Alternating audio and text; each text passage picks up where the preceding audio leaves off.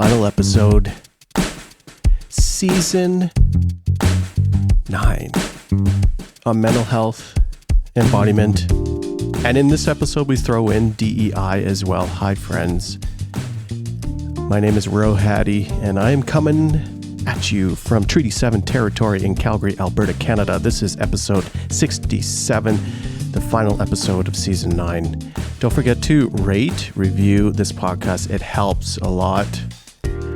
Find all of the folks that have been guests on social media, including myself. You can find me at Rohadi, Rohadi.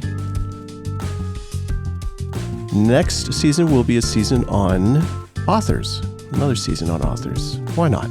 But this episode, to wrap things up, it's exciting. It's another special episode.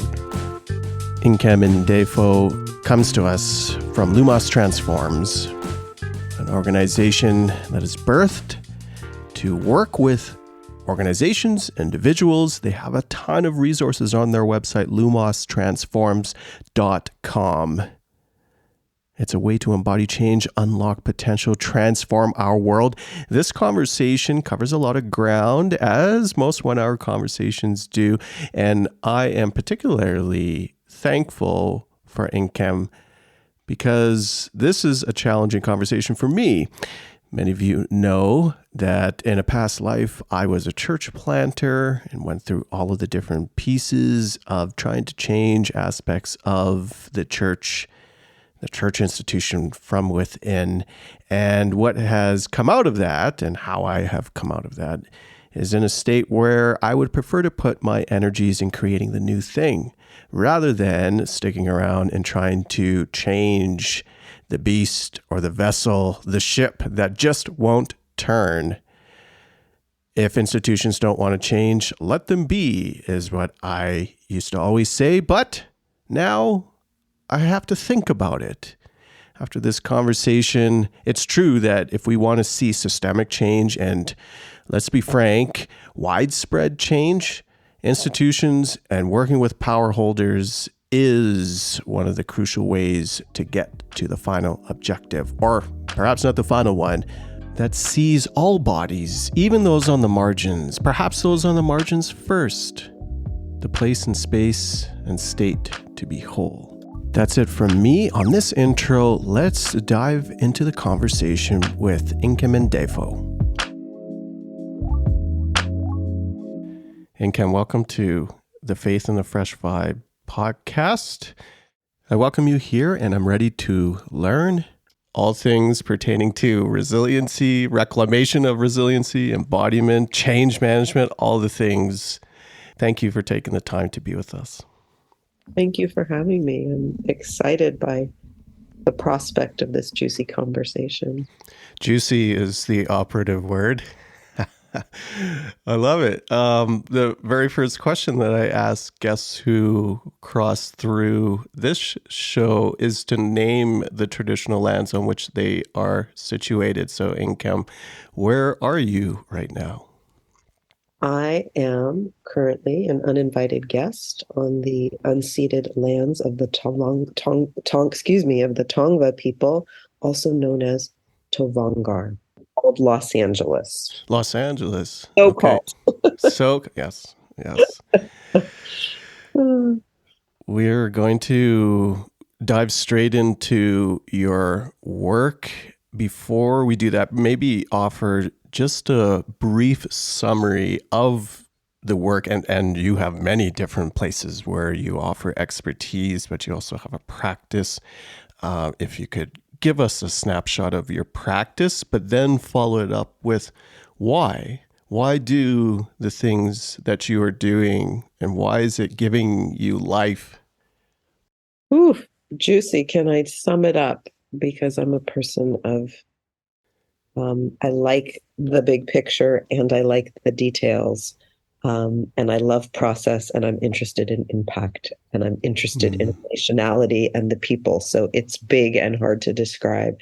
I think of late, I've been calling myself a liberatory change alchemist. but not the kind of alchemy. Sometimes alchemy, I think of it's like metallic and it has a Mm-hmm. tank in your mouth. This is the kind that has like blood and soil. It's very organic alchemy. Mm-hmm. I'm interested in, if I could, how we come home to ourselves individually and collectively, how we are in right relationship with one another, and how we get free together.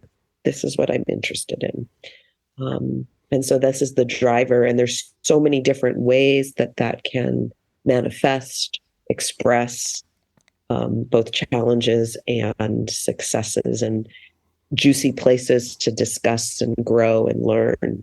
So there's many different places, but that at its heart is, how do we, I think, become more human together, free humans? Yeah.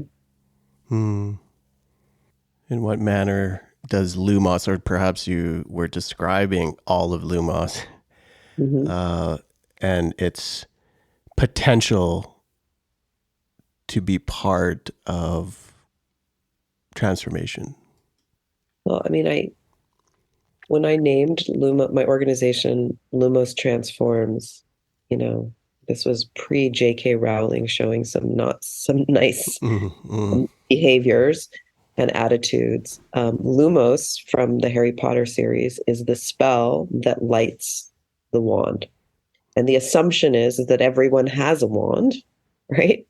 And so for some reason, it's dimmed. It's lost its sense of power, its agency. And so this idea of letting that that intrinsic light be reignited in folks, and that there's something transformative in that process. And so with an organization, we collectively can do definitely more than I can do individually. And I'm interested. I mean, I think many years ago, I was working with my mentor, and they had me say, like, what is my vision? And my vision is like a world where we don't have to be so resilient, because it's nourishing and um, equitable and um, sustainable, like all of the good and wonderful things. And my mentor asked me, is what you're doing going to get to that vision? I said, absolutely not. And so, Hmm. hence, needing a collective of people with a shared vision to work towards that, to Hmm. play towards that, not just work and struggle, but to play into that, to experiment in, um, as my good friend from Healing Justice London says, rehearse the freedoms that we want to experience in many different contexts. So we work with Rehearse the organizations. freedoms. We work with organizations, we work with individuals, we work with communities, we play alongside, learn alongside, whether we're doing capacity building, skill shares, strategic planning, practicing, testing, evaluating, in all different kinds of ways. We're getting ahead of ourselves a little bit here, but part of the work that you do offer is DEI, isn't it? And from the sounds of your approach, and the approach of the organization, that there is a reciprocity and collaboration in the work that you are doing, rather than typical data dump, or here's the information, take it, maybe you absorb it. It sounds far more collaborative. The process is super important. And so if we're interested in equitable outcomes, I imagine in equity, there's some reciprocity, and some, as hierarchies are flattened, that we want collaboration. So many places where we will or I see folks invite in diversity because either it's for the optics, Mm-hmm. or sometimes Mm-hmm. it's because they feel like this is the right thing to do and we haven't done it. But then there's the reluctance to say, so you've invited the diversity of whatever it is, gender, race, ethnicity, whatever the ability, whatever the diversity is that you've invited. Now is the question, how are you working with that diversity? Do you expect that diversity to assimilate into your dominant, whatever Mm-hmm. dominant culture you have? Mm-hmm.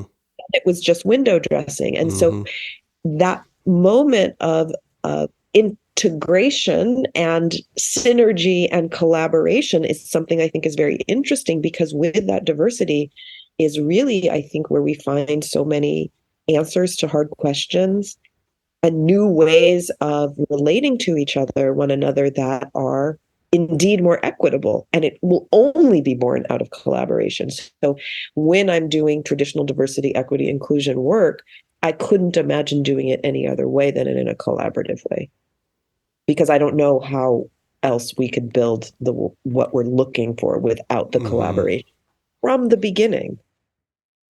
It feels like even before you would start work like that, like DEI work, that the prerequisite is work tied to how to even be collaborative. And I was just absorbing as you were sharing how, through my lens, I think predominantly through the lens of the church and those institutions, and how there's a distinct lack of competency. And perhaps that's how institutions are built, to keep things the same. Well, that is how they were built. That there is no skill around collaboration, that the demand in very segregated spaces is assimilate.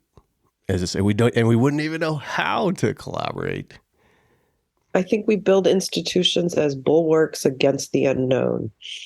Mm, yes. So when I invite in diversity, I'm inviting in the other, which is I'm inviting in the unknown, the thing that I built the institution to hold off, Yes. Yeah. to control, to manage. And suddenly now it's in my midst. So here I am, shoulders up, arms crossed, right? Trying to disarm myself to embrace the exact thing that is, what I've been trying to control or hold off. And no one really talks about it that way. How do we recognize how hard that is? Because we just chastise people. It's hard, but you should do it because it's the right thing to do. Mm-hmm. Well, it can be the right thing to do. It could be something someone really wants. But if we don't acknowledge the hardness, we don't actually resource people to be able to do it. We just say, do it through force of will. Force of will is probably one of the weakest resources we have. Mm. Because we will push and override. And when we feel scared or uncomfortable, that will trigger primitive defense responses that will come up and hijack that force of will. And so we wonder, like, oh, look, they weren't really committed. It's because we were tapping the wrong resource for people to push through. So I mean, I don't know. This is a far-ranging conversation, which I personally love. But I think about, I'm trained as I'm a nurse midwife. And so that was a lot of training. And even though midwifery is not mainstream in the West, in many places, especially in North America, in, European kind of mode, it's very medical, obstetrical, but I still have some very traditional training. And that as I was exposed to things like homeopathy, for example, and I remember seeing evidence of it working, and I said, oh my goodness, then this means once I saw the evidence of the impact, but I didn't understand the why. And when I researched how homeopathy works, I said, this can't be true because everything else I know and I've been trained as true, and they are at cross purposes. And so I was sat in this real moment of cognitive dissonance for truly a couple of years about, do I reject what I've seen? Do I reject what I've been taught? How do I reconcile them? And I had a lot of realizing how hard this was for me. And so when people's worldview, you're in an institution that you have built in a certain mode, a certain model, and that's your way of understanding the world, and somebody comes in with a diverse perspective, how that can be deeply threatening. And how do we hold with gentle humanity people through the process of the undoing of the way they understand the world working?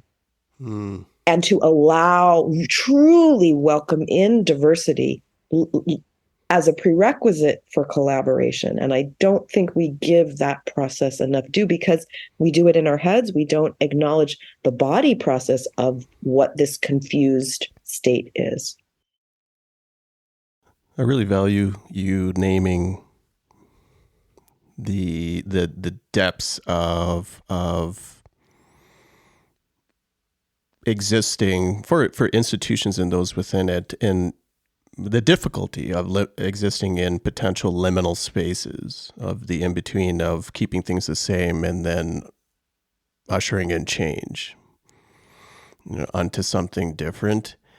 It's easy to get cynical about whether change can even happen, to the point you wonder, is it even possible? And then why bother? Why bother in the shifts? And as you were speaking, because I have not always, but posture myself in a space of I don't want to put in that energy to be a part of seeing that change. I'd rather create the new thing or be a part of creating the new thing. But the tension of that is that will, as I'm figuring out, and I'm a slow learner over 20 years, will posture itself in a place of obscurity, probably forever. Small, obscure, like that type of, so it lacks like my approach of, oh, just do the new thing. Perhaps it doesn't lack, but it's missing perhaps a critical mass behind it, a resource behind it, more team or collaboration or community even behind it. So it's interesting to balance or see a juxtaposition between. New ideas, like truly disruptive new ideas, do come from the margins. They don't come from the center, right? Yes, of course. And by definition, right? If it's disruptive, it has to come from outside the frame. The question is, what bridges? Where are there bridges? And sometimes we can have something new that's completely disruptive, and it's just like a little blip, and then it does die, like a genetic mutation, right? It's something totally new, and if it doesn't have a bridge, a way to reproduce, it just fizzles out. Will it come again? Probably, but we tend to see that sort of new inventions, like that multiple discovery phenomenon, where it crops up in several places at the same time. So we're not that unique, right? It crops up in several places at the same time and sort of reaches critical mass from different areas, some convergent evolution of some kind. But it is interesting, this idea of discovery and adoption, because they're different. They're very different. We can have ideas. How are they? Implementation and adoption of new ideas and spread is a field in and of itself. Like, it was fascinating when I was doing some deep dive research to developing a certification program, and I thought, it's going to take me a couple months to develop this. It ended up being like 6 months, about 20 hours a week, like really deep dive. And so deep dive into the science and history of stress. That what we know of as stress as a concept was researched, right, from a research perspective, but it was adopted through a public relations campaign. Right, that's what caused to adopt how we think about stress through a public relations campaign, and part of that was also because it was more easily adopted by industry and military. Because we want our soldiers to be resilient around stress. And so this, right? And then it moved into the mainstream. And so it wasn't enough for it to be a good idea or an understanding that worked. It needed people out talking about it, really concerted efforts of writing articles and writing books, and very specific to. So it is something for those of us who are interested in change, who are interested in a new world, it's not just what we do, it's how is that shared. And in this case, an institution was part of tipping it past an early adopter stage into the masses. Curious. So curious. I like you have a very curious mind, just like me. I love it. Like, I love it. Likewise.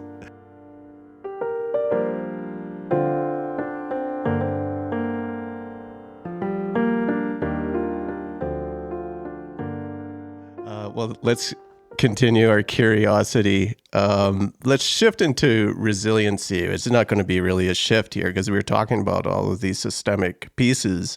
I tweeted, which is not particularly unique, not the tweet, but the contents of, I want that privilege where I can thrive without the need to be, quote, resilient along the way. I use the term resiliency, or I bring it into our conversation here because I was in that tweet. I'm interrogating the cultural. We tend to glorify resiliency as a way to overcome systemic injustices or inequalities, particularly around capitalism. Like, look how resilient we are. Well, you know what? I would love to not have to be resilient. However, within your work, you do use the term resiliency, and you tie resiliency to liberation, resilience for liberation. Okay, so let's unpack now, and perhaps this is in fact a reclamation of resilience. It is. I mean, I think in some ways resilience has been weaponized, and as I've been teaching and working with people over the many years, I see a lot of people recoil from the word because it's been weaponized against folks in a very neoliberal context, in that we don't acknowledge the system's culpability in creating conditions of adversity. And instead, we look only at the individual and at that unit, and we say that the individual must be more resilient. You must be stronger, flexible to endure whatever is going on. And that any resilience you build will then be extracted from you for greater production and consumption. Oof. Right? And that's it. And Yikes. so, of course, people are going to be like, no, thank you. I don't want that. However, as I sat and looked at words and thinking about, I was very interested at a point, and still am, about how I see that trauma is really one of the deepest roots of suffering and problems in our world, in that traumatized people are suffering. They inflict that suffering on others. They build traumatizing relationships, organizations, communities, traumatized relationship to the earth, extractive. So all of this trauma is separating, disconnecting in all kinds of ways. And so I realized that many people can't even acknowledge that trauma because they're just so busy surviving, and that I needed to say, like, what is it that helps people acknowledge and even say the word trauma so that we can even start to talk or imagine solutions and different ways of being and around this, healing, etc. And so I realized resilience had its place. How do we build a resilience where people are stronger and more flexible, not just to become better cogs in the machine, but how to have the creativity, the spaciousness, the connectedness, the vitality to not just dismantle the oppressive machine, empire, but to simultaneously envision and build something new. And we can wait. It's really, I feel sad and sometimes quite angry about it. Like, I didn't make this. I didn't build empire. And yet empire is not going to save me. The people who benefit the most from empire have not really any motivation in dismantling it. And so I can sit and wait to be saved. I can be angry and bitter and cynical. Or I can say, yes, it is unfair. I'm sad and I'm angry, and I'm going to do the work. And I'm going to build, and I'm going to do the thing. So that is the latter path that I've taken. And so I don't like it, but I do actually need more resilience. I do. I frankly do, not just, to heal, to overcome my own personal adversities, to find joy in different places in my life, to be able to rest, and to change this damn place.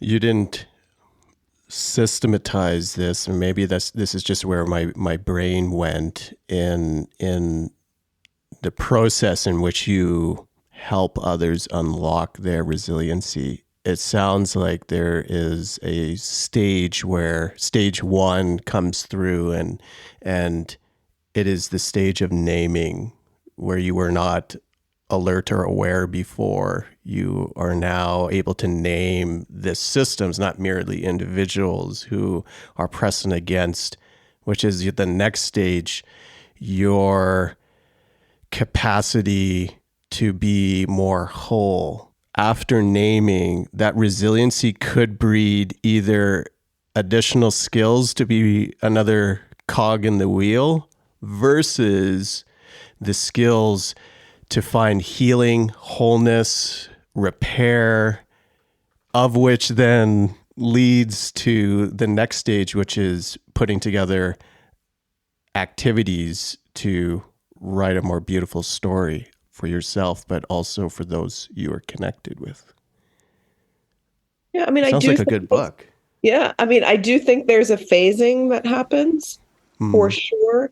And some of these things are recursive. Yeah, it's certainly not linear. Yeah. No, but there are stages, and it's like at the depths. I think if people really, it's like when you talk about climate collapse, when people really name what's happening, they often just freeze. They become so overwhelmed because it's just too much. There are those who are like, we must name the problem. And if you don't name the problem correctly, if you don't talk about the severity of it, you're sugarcoating it. And I'm like, go ahead, name it that way, and nobody's going to be able to work on it. So in your stridency to be so correct about it, you actually defeat the purpose that you are after. And so how do we hold the tensions of naming things accurately enough and resourcing people enough so that they can still be in motion and in conversation in the struggle around those things? So it's a tight line. I was on a panel for it was a funding, sort of how do we fund the great wealth transfer? It was a whole conference on how do we work in philanthropy to really say, like, what is happening now and what needs to happen. And in this panel, there was this discussion talking about climate and the severity of wealth inequality and what we're really, facing. And you could see the audience just start to glaze over. And everything that was being said was true. But then you want a call to action? These people are all paralyzed. And so that phasing, right, there is a phase of naming and then a phase of building some resources, and then you can name it even more because you can face it more. And then you can just do some dismantling and some envisioning. But as that capacity grows, I think all of those deepen through that whole process. Maybe we run through it many times. It doesn't sound like you could offer a rubric to a group, to all groups that would be the same. And what I'm saying is you would have to be, as either facilitator or speaker, have to curate what part of the wrong you're dragging into the light based on who you're connecting with. Is that accurate? It's a co-creation. It's always going to be a co-creation because we're co-regulating, we are in conversation, we are collaborating, we are building this in real time. And so peoples are in different places and have different strengths and different challenges. And so it's sort of, a little diagnostician about like kind of where we are and where might be the openings and the soft spots here and where might be the tender spots that are too tender to touch right now. But as the the strength and cohesiveness grows and the trust grows, you can enter into some of that territory. So, I think one of the analogies is like if somebody was doing a gym program, they walk in and you kind of take a look at their body and like, is this person going to be able to bench press this amount of weight? Probably not. Let's try to do some little reps and like, oh, wait, they're really tight here. Maybe some stretching. And so like a trainer would work with a person and you see what they can do and what they're interested in. Like, I really want to have giant muscles, or I really want to be like lean and sinewy and really defined. I want more flexibility. And so with the desires of the person and I'm doing this as an individual, but I think as a collective too, like a collective is, we want to be whatever it is, like it's maybe a art collective and we really want to have more access to creativity together. I'm always processing through a lens of my world or my expertise of church or institutions, and challenging what I think are bedrock problems: white supremacy, patriarchy, and then charting as you were sharing, and it was not filling in gaps, but giving a reminder to language of how some groups or folks can name white supremacy, and others, if you pull all of that into the light right off the bat, it's that freeze and stop. And I'm kind of left holding this sense around, when I think of the institutional church as an example, I can't think of any in my context where there's been a successful ushering of change surrounding those pieces: patriarchy, white supremacy. And now my head is turning of, okay, and so where did the wheels fall off the bus, in a sense where something went too fast, or there was not enough pause or resourcing of the people to hold the place that they were at well, so they can move on to in this effect, perhaps more dismantling, to more welcoming the other, and so forth and so forth. So anyways, that's me thinking out loud, connecting the dots in my context. I love it so much. And I think it's important to, again, where's the line on the process? And again, we feel, what often happens is we feel such urgency about these issues around inequity, around exclusion, around oppression. And that urgency will drive up in us a defense response that is characterized by adrenaline, which causes us to be more rigid, more dogmatic, more binary. We don't hear one another well.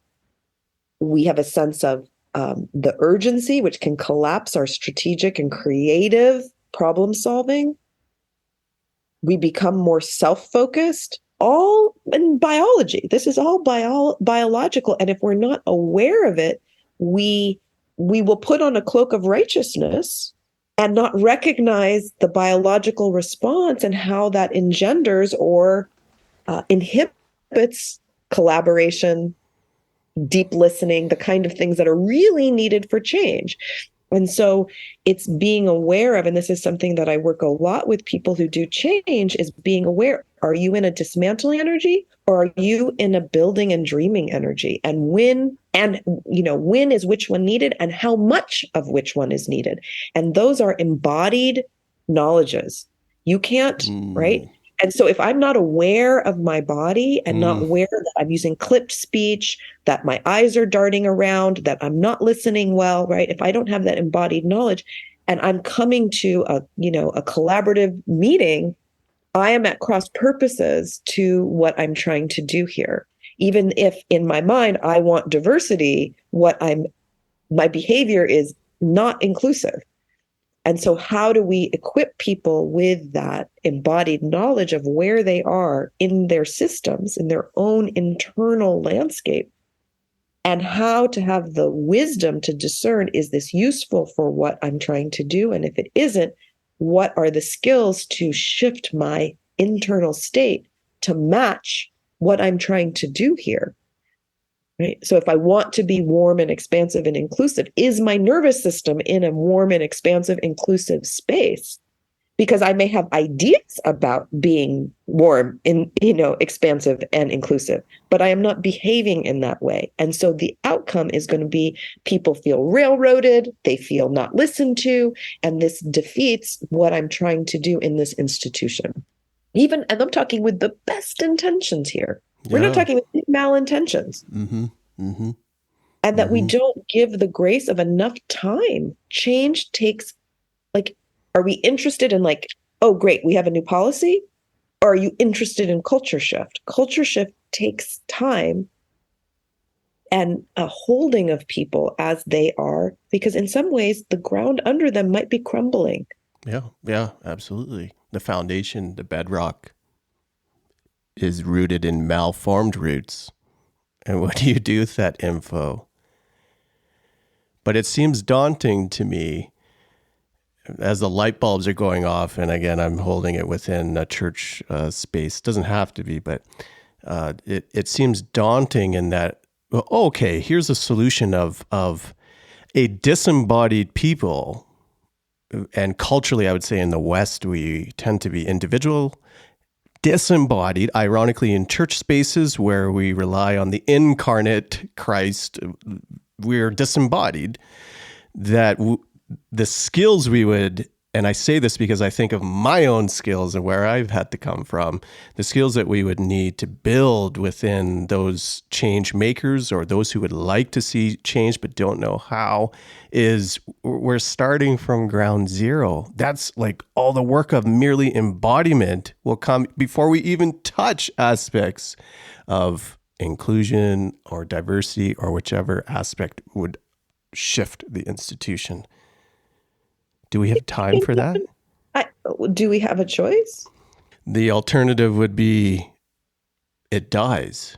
Is that the alternative, the institution? No, then we die too. I mean, it's not dying, that's for sure. And I think, look at where is their strength? So if I look at, I did a individual session with a observant Muslim person yesterday, and who prays 5 times a day. And we were talking about embodiment, and much of the prayer is an embodied process. How to bring attention to it as an embodied process is different. And so if we look at some of, the biggest, fastest growing Christian denominations have large embodiment, right? Components.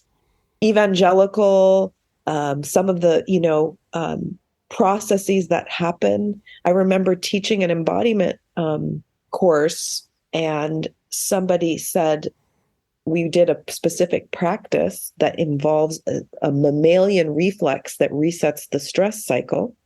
I call it the therapeutic tremor. It's a shaking or vibrating that happens in all mammals. When we are coming out of a very stressful or traumatic event, our bodies will vibrate to reset that physiologically. And so I was teaching how to turn this on and turn it off and work with this. And a participant, this is many years ago, I'm going to say it's 12 years ago or so, she said, I'm Pentecostal, and this is how I pray. She recognized the sensation was part of her spiritual religious practice. So I think sometimes it's already there. It just needs maybe a different framing to understand and recognize that many, I think specifically religious and spiritual experiences are embodied experiences. We just don't call them that. Yeah. And so that people actually maybe have more competencies than we realize, and that those can be built on. That's all. Yeah, so it's a different kind of naming then, which is in many ways an easy win, especially for like a consultant, an easy win of what you are already doing and champion that. And then recognize it and then draw some, when are we open? When are we closed? What are you? And so it's a conversation. If you're working in, let's say, anti-racism, anti-oppression, wanting to be more open and inclusive. So drawing some of the parallels, when do you feel open and when do you feel closed physically? So these conversations are not complicated. It's making space for them together, and people begin to, and they start to, because I do think that this is something that most people want in their core. They want connection, they want meaning, they want a sense of belonging. Yes. Is really through unhealed trauma and conditions of constant stress that people will show an us versus them attitude, which to me is a reflection of trauma.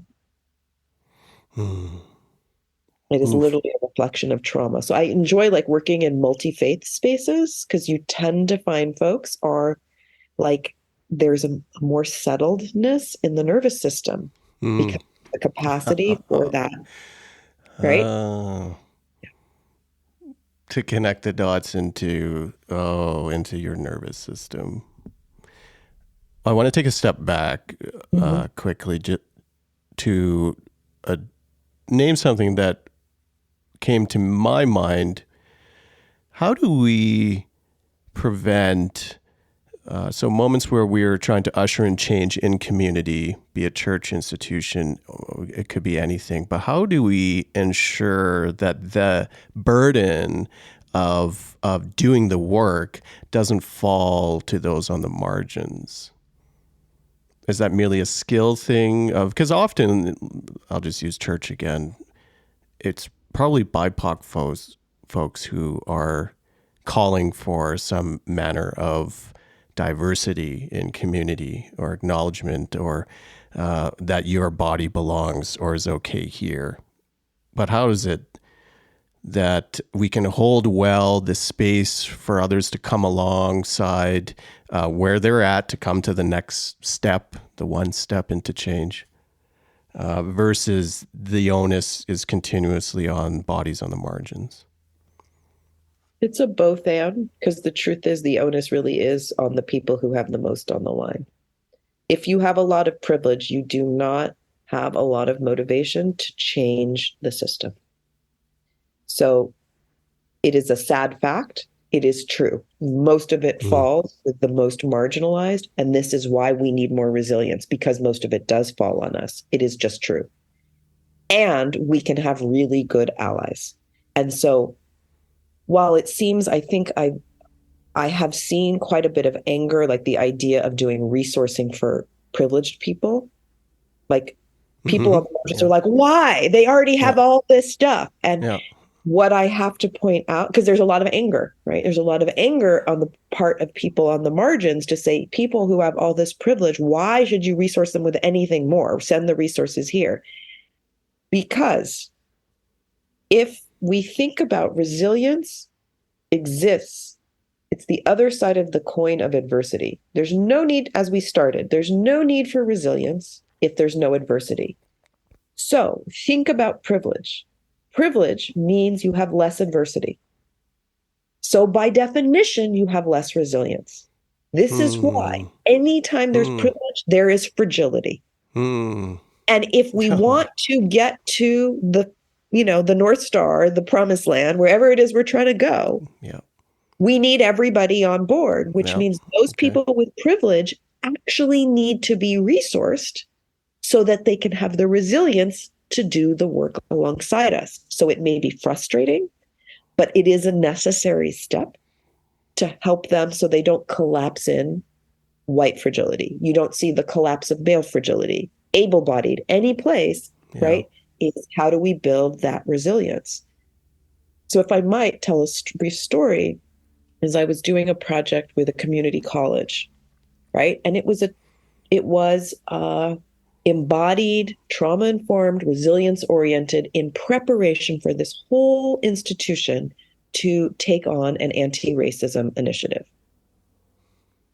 And so we had multiracial teachers, part-time faculty, tenured, like everybody, administrators, everybody was in these small groups. And we worked with them over a number of sessions for a total of about 12 hours for each group. And at the end of one group, One white woman, cis white woman, says, I realized that prior to doing this workshop, that a Black person in my life was very, very angry. And I was like, why are you angry like that? It's going to hurt your efforts more than anything. You should be calm. Basically, what we would call tone policing. So she admitted that this is how she felt. She was like, they're defeating it. They need basically, this Black person needs to be more resilient and present their whatever their complaints are or their needs. Assuage. Yeah. Right. Yeah. And she said, and now I realize that it is me who needs to grow my capacity to sit with their righteous anger. So going from the need to tone police comes out of the fragility. I can't handle your anger. I can't handle your demands. I can't handle it. So I'm going to use my privilege to tell you how to be. But as I am less fragile, I can acknowledge my fragility and my need to grow into partnership with you. So that was the beginning of the capacity building. Clearly, this person needed more, but that's what I'm talking about. And so when we say, how do we keep your initial question, how do we keep this from falling on those on the margins, is you need to support folks on the margins, but you need to actually resource the people with privilege so that they can have the capacity to let go of the tight grip of control that they need to feel safe because they're so fragile. Well, you connected the dots and pieces there, and so appreciative of that. To trail off, would you say that ushering in systemic change in an institution such as a college or university, that the steps towards that are reliant on the individuals coming to a space, or each of them coming to a space of their own embodiment and understanding, to be co-facilitators of that change? Is that what is required? I think, this is my perspective. I don't think it's the thing. I think it's a thing that is needed. I think there's certain other conditions that are also needed, and you don't need everybody. Yeah, there's a tipping point, perhaps. Yeah, absolutely, a tipping point, and recognizing like where people are in the power structure, both formal and informal, because the formal power can unlock resources, particularly time and money, but people who may have informal power can unlock social capital in a kind of way. And so it's not necessarily, it's the tipping point might not be numerically a percentage of how many people in a particular institution. It's what is their power is also important. But I do think it's like we want the systems to change, but people make systems, people maintain them, they push the buttons, they pull the levers. And so if we look at it from a practical standpoint, I don't mean to be neoliberal in saying let's focus on the individual. It's focusing on the individual with an awareness of the ecology. And when the individual starts to shift, they start to enforce policy differently, write policy differently, engage relationally differently. Then the policies start to change and shift, which makes more space around the individual. So then the individuals can do another deeper layer of internal transformation, which is then reflected in the larger, and it's recursive back and forth between individual, intrapersonal, interpersonal systems. And it ricochets back and forth with more and more spaciousness at each level. Well, you're advocating a rhythm and an adoption of a rhythm for an organization to be meandering their way onto deeper levels of shift. And you're still doing the thing, right? So if it's a church, you're still, churches do a lot of like social activities, social good, ministering and all of this. It's not like you can suddenly say, okay, we're going to stop. We're not ministering to the sick. We're not caring for, we're not doing any of that. while we do this change, you still have to be a functional organization for whatever it is that you're doing in the world, in spirit and the world, and doing the change simultaneously. I think that's important. The word that stuck with me as you were sharing around policy shifts of what is like, let's be pragmatic of how we usher in and see change happen is the word ecology, and how there's a shrewdness almost, and perhaps an expertise, but knowing the ecology of an organization or a person, an institution, a political party even, and who are the power holders in that ecology to begin to shift. That's like, not only is that strategic, that's like answers to the test of how we could bring in change faster in many ways. I mean, change is always happening. It is the only constant. It is always happening. It's a question of, can we put our, fingers a little bit and guide it? Well, yeah, somebody's fingers are guiding it. Yeah. So do you want your fingers also there? Your embodied fingers. Something to that effect. That one won't go on a t-shirt, but yeah, little hot dog fingers. Yeah, there they are. Yeah, good movie reference. Our time is done. Thank you so much. Did you want to do any shout outs to your work, where folks can find you, best ways to connect with you and follow you? Two things. I think our time is just starting. I don't think it's done. So I'm going to say that. Oh, that's wonderful. Second, I hope we can have another conversation. Yes. Yeah. So I'm with Lumos Transforms. And so we're on all the usual platforms, Instagram, Twitter, or what it's called now. I think X or whatever it is. Whatever. And the Meta, Facebook. And just the regular web. But one thing that is important is accessibility for our offerings so we do a bulk of our work is with, organizations, but we're really committed to offering free and low cost access to what I call is the resilience toolkit, which is much of what I've been talking about is a perspective on learning how to do these things, learning how to have this self-awareness, how to have the discernment of what states we're in, what are skills that we can use, tools we can use to settle responses in ourselves so that we can be expansive and generative and connected and inclusive. And so you can find those on our website, Resilience for Liberation, Resilience Toolkit, all that stuff. So thank you.